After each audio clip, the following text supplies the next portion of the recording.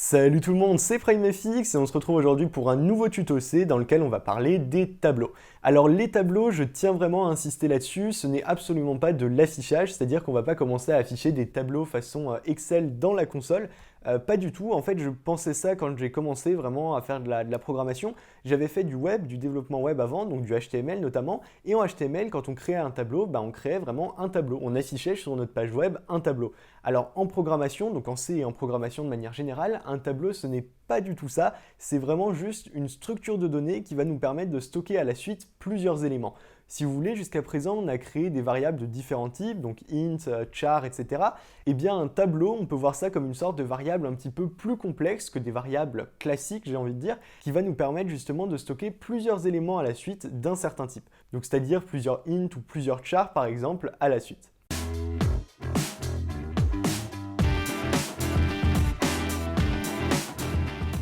Pour ce tuto, je vous propose dans un premier temps de partir de ce qu'on a déjà vu avec l'utilisation de variables classiques, donc c'est-à-dire de créer par exemple un int, par exemple qu'on va appeler nb égale, et on va dire nb est égal à 10.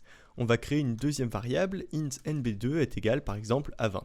On va afficher tout ça avec un printf, donc mon nombre nb vaut %d, et après ce %d, on va afficher du coup la variable nb, et on va faire exactement la même chose pour nb2, donc comme ceci, mon nombre nb2 vaut et nb2.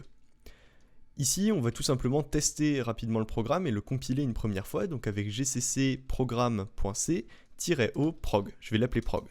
./prog pour l'exécuter, et ici on voit bien qu'il m'affiche mon nombre nb vaut 10 et mon nombre nb2 vaut 20. Maintenant, ce qu'il faut savoir, c'est que derrière ça, quelque chose qu'on a très souvent utilisé, derrière ça, ce qui se passe en mémoire, c'est qu'on dit ici, avec cette instruction, on va réserver dans la mémoire de l'ordinateur une case mémoire de la taille d'un int, d'un entier, et ici, à nouveau, on va réserver une autre case mémoire, également de la taille d'un entier, pour y stocker 10 et ensuite 20. La différence avec les tableaux, c'est qu'on va réserver un espace mémoire contigu. On va réserver, donc contigu c'est important, ça veut dire que on va réserver une suite de cases dans la mémoire. C'est des cases qui se suivent les unes les autres. Pour faire ça, eh bien, on va déclarer notre premier tableau qui se déclare comme ceci. On va indiquer le type du tableau, ensuite son nom et entre crochets la taille du tableau, et on termine bien sûr comme toujours par un point virgule. Donc pour déclarer un tableau de 3 entiers par exemple, eh bien, je vais écrire int tab, on va l'appeler tab tout simplement, et 3 pour déclarer un tableau de 3 entiers dans la mémoire. Cette instruction va donc avoir pour conséquence de réserver 3 cases qui se suivent et qui constituera donc un tableau de 3 entiers. Maintenant la question c'est comment est-ce qu'on met des valeurs à l'intérieur de ce tableau. Eh bien imaginons qu'on veuille ajouter une valeur à la première case du tableau. Pour ça je vais écrire tab entre crochets 0 égale et par exemple 10, qui sera la valeur stockée à la première case de mon tableau. Alors vous voyez bien quelque chose de très important, c'est que je dis depuis avant on stocke ça dans la première case et j'écris ici tab entre crochets 0, tout simplement puisqu'une affectation en C et dans beaucoup de langages de programmation fonctionne de la façon suivante. On va avoir le nom du tableau, ensuite la clé /indice, égale et la valeur que l'on veut affecter à cette case du tableau. Alors la clé ou l'indice, c'est deux synonymes dans ce contexte et c'est très important de bien comprendre ça, c'est que la clé, c'est la case de ce tableau à laquelle on veut stocker la valeur. La clé ici, c'est 0 puisque les clés commencent dans beaucoup de langages de programmation, comme en C du coup, commencent à 0. C'est-à-dire que pour un tableau de 3 cases, eh bien on aura la clé 0, la clé 1 et la clé 2. Mais par contre, surtout pas la clé 3 puisque ça voudrait dire qu'on aurait 4 cases réservées pour notre tableau. Donc ici, je dis qu'à la case 0, donc la première case de mon tableau tab, je veux stocker la valeur 10.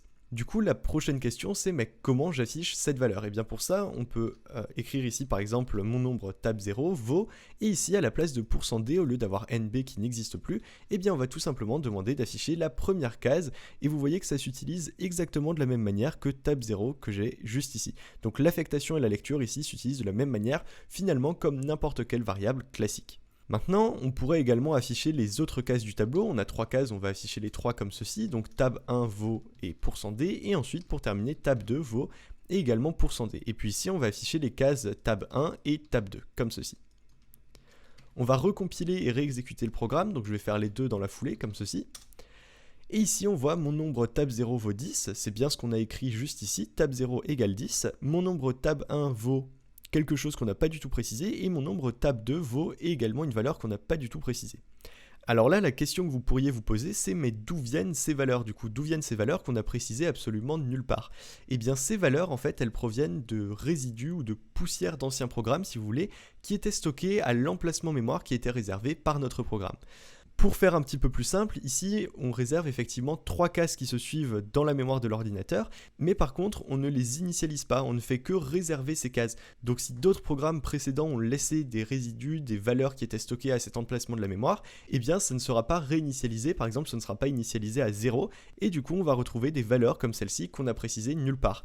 Si je réexécute juste mon programme comme ceci, on voit que les valeurs changent puisqu'il y a eu d'autres programmes ou d'autres éléments entre-temps qui ont utilisé ces espaces mémoire.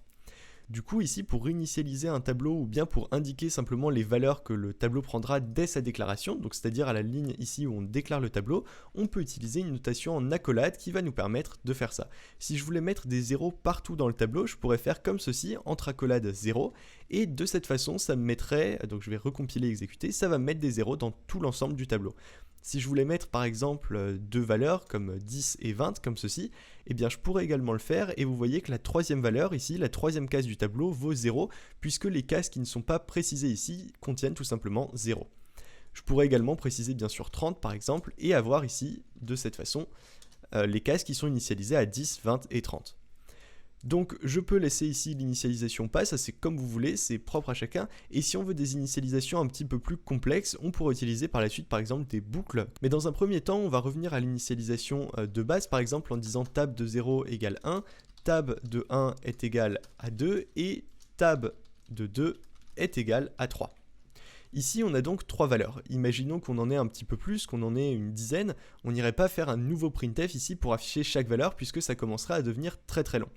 Du coup, pour faire un peu plus simple, eh bien ici on peut afficher un tableau à l'aide d'une boucle. Pour ça, on va utiliser une boucle for qui va de i égale 0 à i est inférieur à 3, 3 étant la taille du tableau, i++, donc i va être incrémenté à chaque fois qu'on fera un tour de la boucle, et ensuite je vais lui donner comme unique instruction de faire un printf comme ceci, mon nombre tab %d comme ceci vaut et %d avec un petit retour à la ligne à la fin, et on va afficher dans un premier temps i comme ceci, et tab de i, qui va être la valeur du tableau à l'indice i.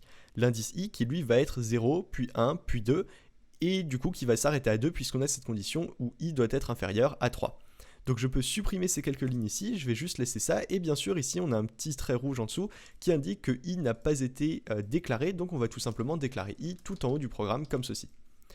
Du coup ici on a bien notre tableau qui est déclaré, i qui est déclaré, et on va avoir également des valeurs stockées dans les différentes cases de notre tableau. Du coup je vais revenir exécuter le programme, le compiler et l'exécuter, et on a mon nombre tab 0 vaut 1, mon nombre tab 1 vaut 2, et mon nombre tab 2 vaut 3, grâce à cette petite boucle for qui est juste ici. Donc ça c'est vraiment très important de le prendre en main, cette histoire de boucle, puisque c'est quelque chose qu'on va largement utiliser, où on dit i est égal à 0, ensuite, la condition va être i est inférieur à 3, et à chaque fois qu'on arrive à la fin d'une boucle, on fait i++, donc on incrémente i de 1. Le principe, c'est qu'ici, on a un indice qu'on va utiliser, et on va utiliser l'indice lui-même, donc pour afficher tab de %d, et la valeur du tableau à cet indice pour afficher la valeur réelle de la case que l'on souhaite afficher, donc vaut et %d qui va être ici cette valeur.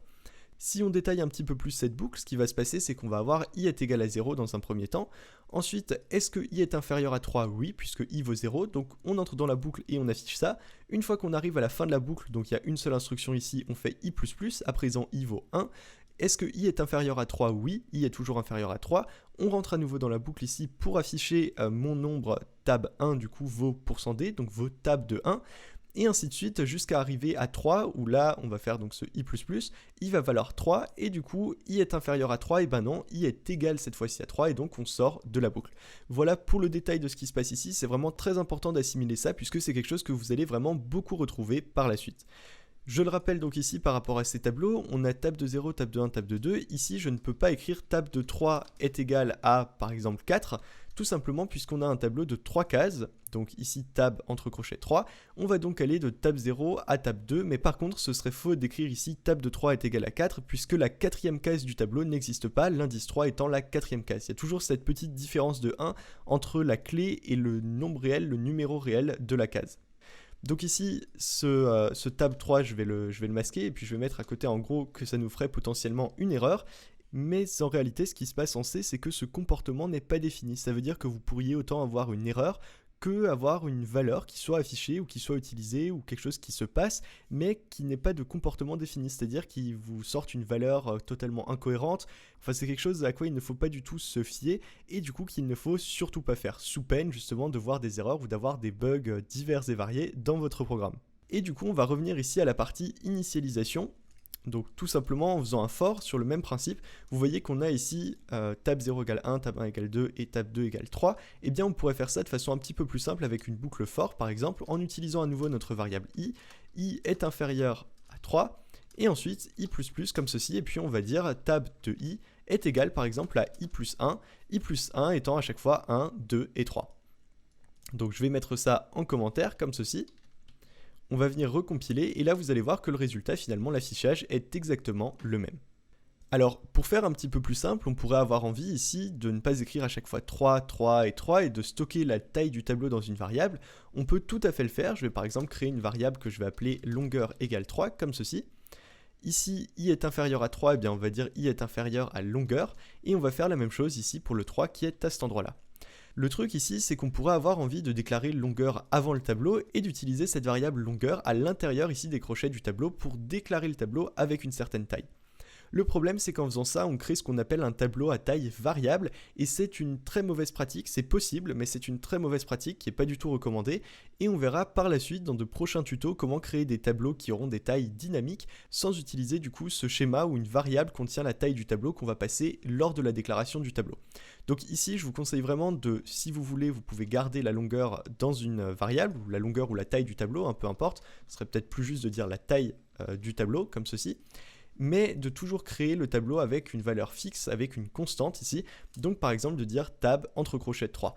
Bien sûr, on pourrait faire ici un tableau si on voulait de 100 cases par exemple, comme ceci.